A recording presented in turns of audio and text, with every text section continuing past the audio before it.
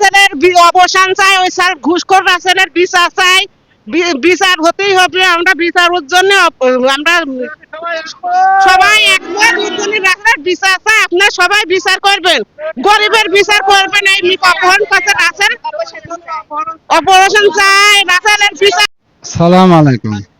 SI Rasel আমাকে যে কয়দিন নিয়ে আসামের বাড়িতে গেছে, সে কয়দিনই আসামের বাড়ি থেকে বার হয়ে বলে কি ওই ধানাই দেওয়া একটা কবিরাজ আছে, এই কবিরাজের বাসায় যান। খালি একদিনকে বলি নাই, সে আমাকে 2 দিন সঙ্গে করে নিয়ে গেছে।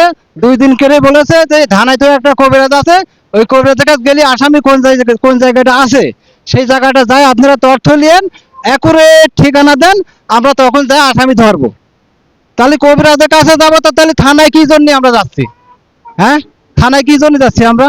বারবার এই আসামি ধরতে কোনোদিন ওই কবিরাজ ধরবো, তো এই প্রশাসনের কোনো প্রয়োজন হয় না। এখন আমরা চাচ্ছি যে এখন আপনাদের কাছে এটা সুস্থ বিচার যেটা হয়, আপনারা মিডিয়া আইছেন, এটা যেটা সুস্থ বিচার হয় সেই বিচারের পক্ষে হবে। আপনার জানান থানায় কোনো বিচার পাচ্ছেন না, গরিবের কোনো বিচার নাই এই থানায়। আমরা দিন ঘুষখোর রাসেল কবে যাবি? দফা 1 দাবি 1, বিচার চাই, বিচার চাই। রাসেলের অপসারণ চাই, দফা 1 দাবি।